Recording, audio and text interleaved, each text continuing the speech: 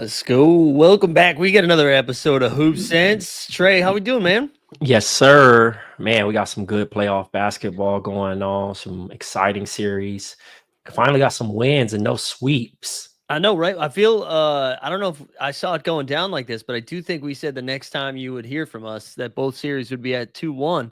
And Mhm. that's where we're at. You were in the building too last night, right? Yeah, I was in the building, man. Obviously, Indiana got a great start.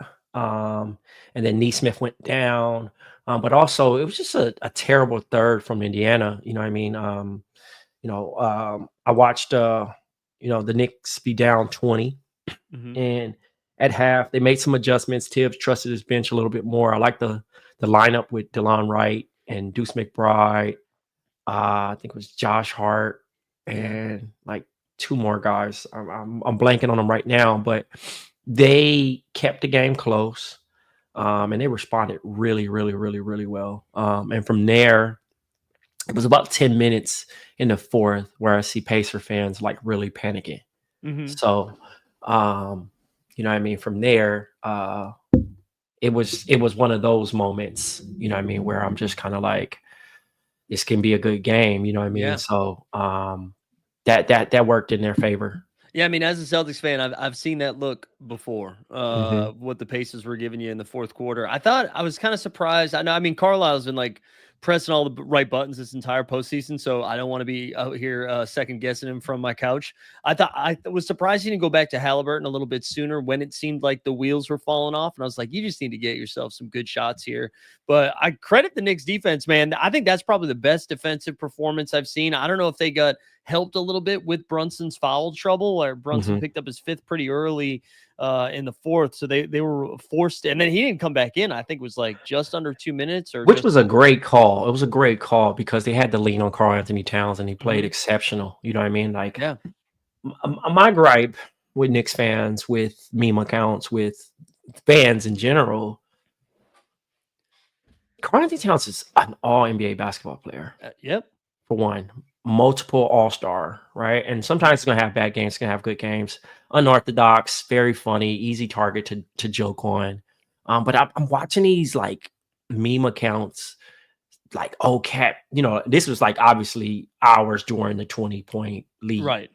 Oh, here's another crap performance by Cat, not allowing the game to develop, not knowing that these games are runs, and he willingly led this team back. You know what I mean? He had a crazy stretch where he had bump knees with somebody, so he was kind of like running gingerly and hit some trail threes, and then he also had the dunk where he had the nod to Sean Kemp with the point. Yeah. Um, and he dunked on Nimbark, and I mean the place was just silent. You know what I mean? Like totally held his own. Brunson obviously had foul trouble as well, and you know, both of them had foul trouble, to be Yeah. honest. And he has gradually grown as a good player. Because old Cat would have fouled out. For You know sure. what I mean, or did something very just like immature, you Immature. know what I Yeah, I was mean, gonna to say. to take himself out of the game. He could have quit. And OG had a good third, you know what I mean? Mhm. He played defensively and offensively. There was a stretch, you know what I mean? So kudos to those guys being able to get their first win on the road in the Eastern Conference Finals in 25 years. Yeah, that's crazy. That's a crazy number. Wow, I didn't realize that. Yeah, Hmm. Catman, I thought what was so impressive because, like you said, the maturity in which he played. Because so many times we've seen him get into that spot, get into a little bit of a funk, and whether he fouls himself out or maybe does not stay aggressive. And he was out there, man. I get like that final stat line. Went 8 for 17 from the field, 3 for 7 from three, had 24 points and 15 boards. Hmm. I just like, and I think it was like 18 of the 24 or 20 of the, like all came in the fourth quarter. Like it was, I know Brunson is Captain Clutch and he won that award this year, but that was Cat last night. And I mean, they absolutely needed it because they just weren't, there were some lineups they were throwing out there that defensively were really solid, but you're looking around, it's like Shamit's out there, Hart's out there. And Mitch Rob, I think, was out there too. You had like three Hmm. non-shooters, and you're asking a lot. Yeah, I actually I'm guilty of one like Wise Landry Shamet out there, but he made a big shot. And then he was just out there just, moving his feet and playing solid defense and really being available. And I think just staying ready, him and DeLon Wright, you know what I mean, did an amazing job, you know what I mean, being stay ready gang, you know what I mean? And Jalen Brunson gave another shout to PJ Tucker as one of the voices. You know what I mean, that helped their rally. And listening to Tibbs and the rest of the coaching staff and them just being able to be effective, man. I think that we have ourselves a series. The pressure is now on Indiana. Right. You don't want to go back to New York and just you give don't up want that to go home back court. to New York. But I do think that Indiana will be a little bit better, a little bit more mindful of their shot attempts. You know what I mean? They shot a lot of threes unnecessarily up, just being a little bit loose and 5 for 25 from 3 in that game, casually. too. Yeah, you just can't have that. And Tyrese Halliburton not getting to the basket enough. You know what I mean? He settled for a lot of mid-range and three-point shots. Miles Turner missed a lot of free throws. A couple other guys missed some free throws. Neesmith, you'll see how he is. But then on the Knicks side, you had a couple guys that were banged up. You know what I mean? Cat, again, I mentioned walking gingerly after the game. He had some issue with his knee, and then Josh Hart as well. So we'll see. But I think those guys, it's the playoffs. You have to pull them off the court for them not to play. So they're going to be available and try to play their best. Yeah, I'll be curious to see if we get any like sort of Neesmith report today or tomorrow morning, because I always wonder with those injuries where he good. You think so? He good, bro. He finished the game. Well, no, I know, but I always like when you roll something like that. I know the next day is when. He on the best drugs of life. Yeah, you know what I'm saying. He's got some lotion, some shots, some pills. He's getting it all. He's making it all work. Because you mentioned that when you were first starting talking about the game, like when the Neesmith coming out is not why the Pacers lost the game, but that definitely didn't help. Like you could feel New York just get comfy on offense, and it was much easier for them. The floor shrunk without Neesmith. Neesmith's a little bit, they're high percentage 3-point shooter and consistent. And then they had to give Ben Shepherd some minutes, who hasn't seen a lot of minutes during the playoffs. And he made a big three, but not enough. You know what I mean? And I think that's the tough part when you're going through your bench and you're trying to find a guy when a guy goes down that's normally getting heavy minutes. And especially with Mathurin, who I'm a fan of his game, but he didn't play well. No, he came in, it was a couple quick turnovers, like a bad offensive foul, while like the momentum was shifting too.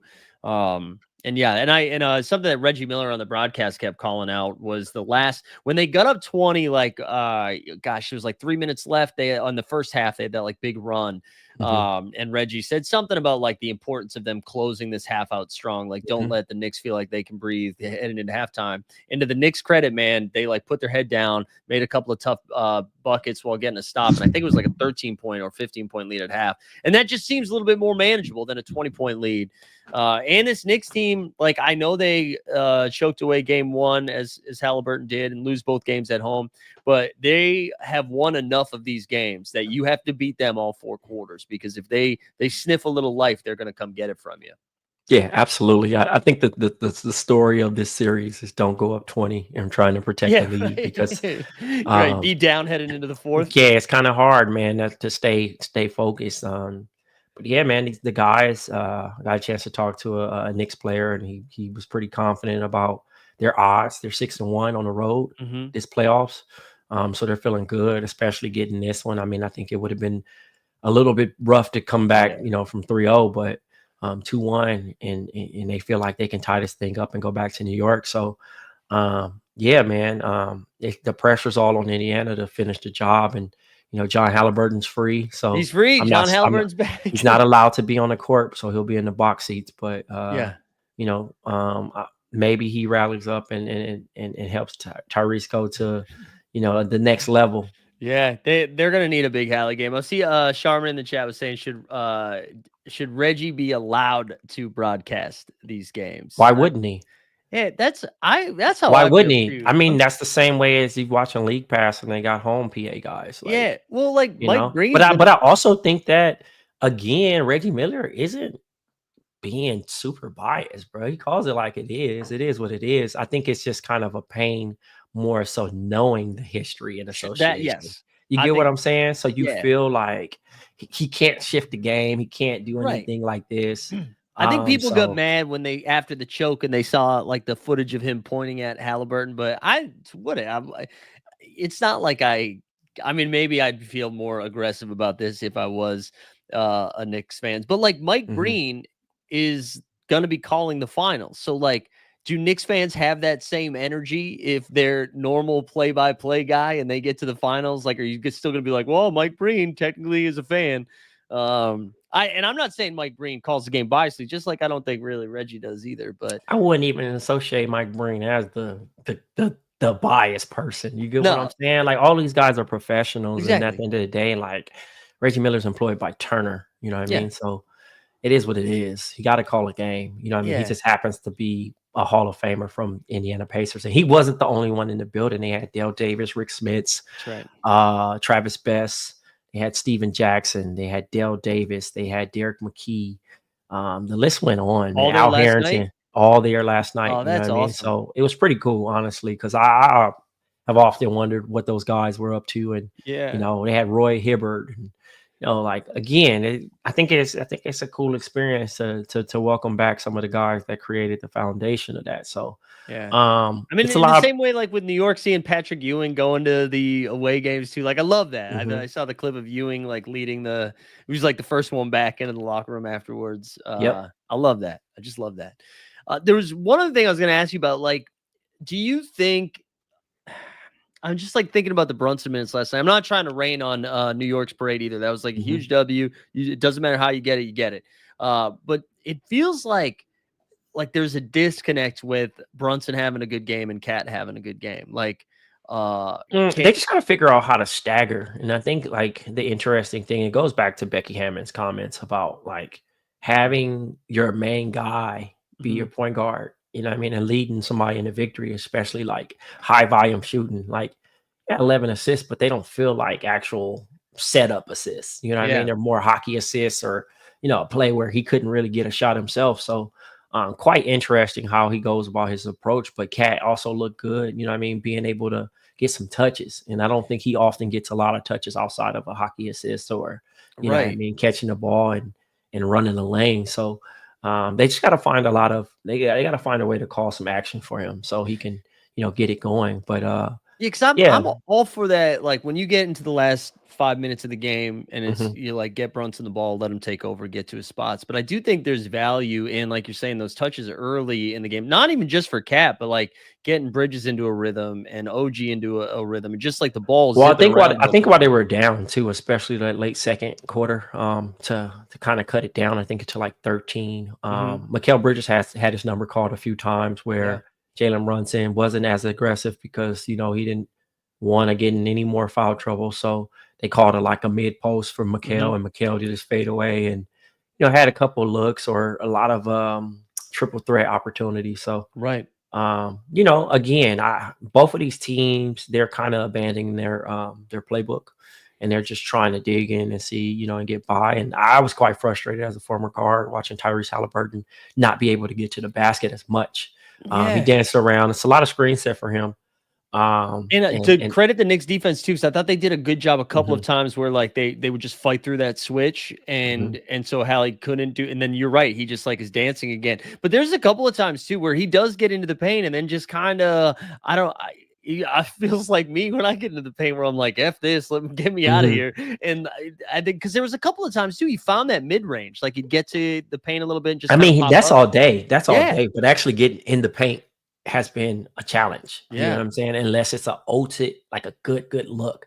And I think he picks up his dribble so much once he crosses half, and that's yeah. that's that's really it grinds my gears, man. Honestly, but I mean, they have this one action that they run where it's like a dribble handoff where they're constantly just screening, trying to get the guy open, and then they find a guy, or either they go and try to find a guy dive into the basket, which they got early on Mhm. when they had the lead, so it was looking good. But when the Knicks locked up, Hallie couldn't really do too much, man. Even on the switches, like you're getting a big man, and you're not trying to go at this dude like for Yeah. contact. I just didn't understand the disconnect, and he'd rather settle for the three, which was like the easy part. And I don't know if he was exhausted or he just really couldn't get by those dudes. Yeah, it was. It was bizarre, and it felt like there was more motion flow to it early in the game. But Mhm. you're again that second half, I totally I saw the same thing where just Hallie was because that he's gonna be the captain of that offense. Like that's gonna go with him, and he just wasn't getting any spots there. Mhm. All right, yeah. So you still kind of think you lean in Indiana here, game four? What do you how you feeling headed into game four? I don't know. I mean, as the basketball fan, I truly want this to go the long haul. I mean, Hmm. I asked for 7 at the beginning. I personally don't care Yeah. who wins this series because I'm not a fan of either, but I do love the competitiveness. I mean, if Indy wins, cool. I benefit from it because I live here in Indiana, Right. so I can actually attend some finals games. But if they lose, shout out to my friends back in New York that are passionate Knicks fans. You're Nick, you're not a Nick, but you're in New York. You know what I mean. So the energy is always good when New York's winning basketball Yeah. games. And I can only imagine what Game 5 would be like. So um, Yeah. regardless, I think that they're going to have to come back here and finish, whether they go up 3-1 or not, because they're not. It's going to be a really tough place to play in Game 5 and win in New York, Mhm.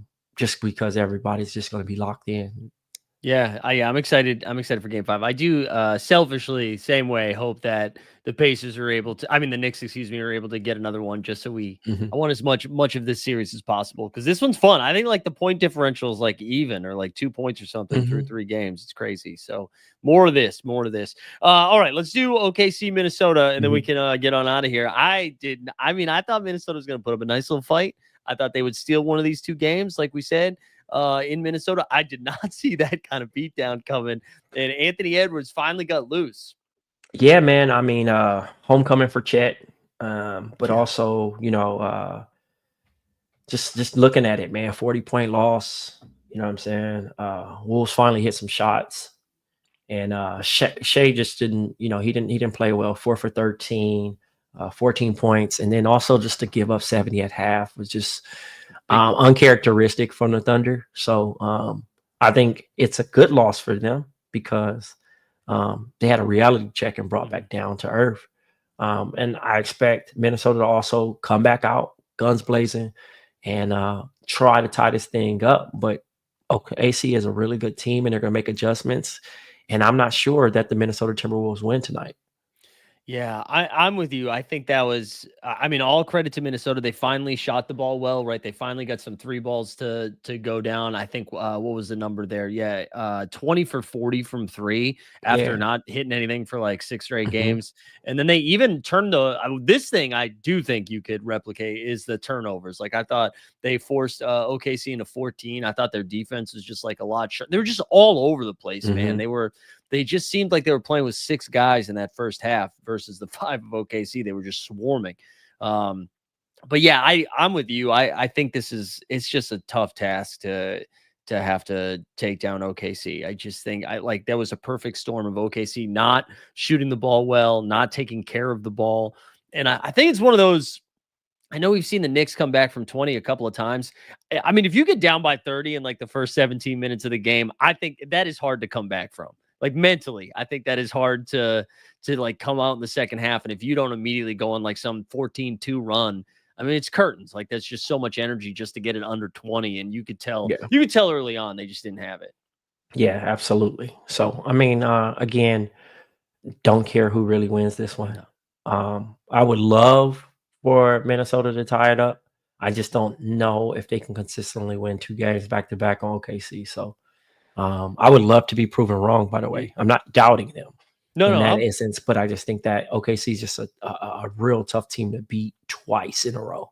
yeah, like you have to shoot 50% from three again, and you need them to be like not shoot the ball well at all. And like, are you going to get back to back poor games from Shea Mhm. Gilgeous-Alexander, which I don't know if that's happened this entire year. If we've gotten Mhm. back-to-back poor games from him, so I imagine he comes back. But I could still see Minnesota. They are at home, like they're a little bit more comfortable there, and especially the role players. Maybe they see the ball, like having Naz Reid see the ball go through the hoop, or Dante. Mhm. Well, Dante's still not really shooting the ball that well, but maybe they feel a little bit more comfortable and can keep it tight. Would love to see a competitive game there at home. I feel like we haven't gotten Reminds me of, what was it, that Minnesota Denver series last year where it went 7 games, but none of them were close. Like they all got like ugly fast. Yeah. I didn't really have too much else on that game. I thought like the Indiana New York one was a little bit more fun to talk about just because it's like both coaches are pulling a lot of levers right now. We saw like Tibbs change the starting lineup for the first time, throwing Mitch Robb in there for Josh Hart. Although I didn't really think that changed the rotations too much, but I thought that was an interesting move. But the other thing I figured we could shout out too before we get out of here on this this mini Memorial Day episode was the All NBA teams, right? So we got that announcement, I believe, on Friday or recently, the last couple of days. Was there any of those that like stood out? I thought we had Tatum, Giannis, SGA, Jokic all received like 100% of the first team All NBA votes, and then Donovan Mitchell was the one that snuck in that 5th spot. Did that all check? No, I had no issues with it. I mean, a lot of people question Donovan Mitchell, just because I don't know. It's been a weird year for him. Like, you know what I mean? I thought he should have been in MVP conversations. I thought he played exceptionally well. His team did extremely well, and shouts to them. You know what I mean? I was shocked LeBron went second, but So I can just rattle the rest off too. So second team, we had Ant-Man, LeBron, Steph Curry in there, Mobley, and Brunson. And then for third team, we had Cade, Cat, Halliburton, J-Dub, and Harden. So we had Knicks got 2. Harden was a eyebrow raiser too for me. Yeah, I was trying to think. But again, that's my own personal fault. I've been doubting Harden all season.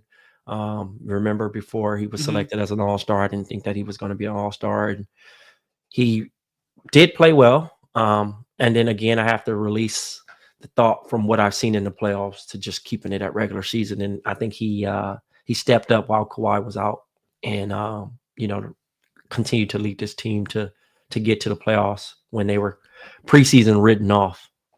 Yeah, I know. I was so hesitant to give him any credit. And then like as the numbers kept racking up and the Clippers were still hanging around, you just kind of like, yeah, you had to give him a little bit of love there. But I almost needed this to come out before the playoffs started. So I didn't have the stink of the playoffs on him. But yeah, I was trying to think like who else I would have thrown in that like 15th spot, I guess, where Harden landed. I'm like trying to think of some of the other guys that might have been snubbed in there. I mean, no Book or KD in that spot, but KD missed 20 games. So that's why KD. Yeah. And then Jaren Jackson Jr., I know there was a lot of conversation around him and how like when they switched coaches and they went back to more of the Ja Morant pick and roll, like his numbers suffered pretty aggressively, and then they kind of flamed out in the playoffs. And so he might have been somebody that could have snuck in that 15th spot. But I mean, he took a huge loss in a bonus. You know what I mean? About $200 million not making All NBA, which I mean, it sucks really bad, but it should be interesting how Memphis handles its future. I know that they're one of the teams that I'm really excited to see what they do, and because I feel like they could go a bunch of different directions. Move one, run it all back, move all of them. Like, well, not all of them, but I could see them getting a little bit aggressive there. But that was kind of it. I just wanted to get us ready for. We knew we had you in the building, so we needed a boots on the ground reaction to last night. I'm still toss up for tomorrow. See if I'm gonna be in game 4. But game time decision. Yeah, game time decision, man. Do I really want to head over after work? That's right. Yeah, depends on the work day goes. Anything else like news wise? I feel like it was relatively. Nah, I mean, I'm technically staying away from all that stuff right now. I mean, obviously, coaches are being interviewed. The Phoenix Suns are down to 8 candidates for their head coaching position. I'm just focused on the guys that are active right now, and then we can kind of get into that a little later. Yeah, as off season prolongs, man. But right now, I'm cool on all the rumors. I don't need to talk about where Giannis may be or where KD may end up or what the Celtics are going to potentially do. Is Jaylen Brown going to opt into knee surgery? Is he going to be moved? Like, that doesn't matter because he's at home with us. So Yeah, that's Let's true. just focus on the 4 teams, and that's Hoop Sense. I will say, as a Celtics fan, I was reading up on that over the weekend because I know he had like a 714 event that looked like. I will give Jaylen Brown a little love. It's from all the reading that I took from this weekend. He was like, you know how sometimes players have a meet and greet, and it's like a quick sign, see you later. He was like staying there and having some like meaningful moments with anybody that wanted one. I thought that was really cool. So shout out JB, stay in Boston forever, man.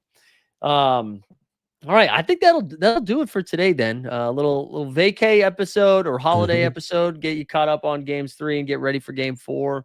And by the time we're back here next or at the end of the week, we might we'll be close to wrapped up with these conference finals. I think we might be have some people punching their finals tickets.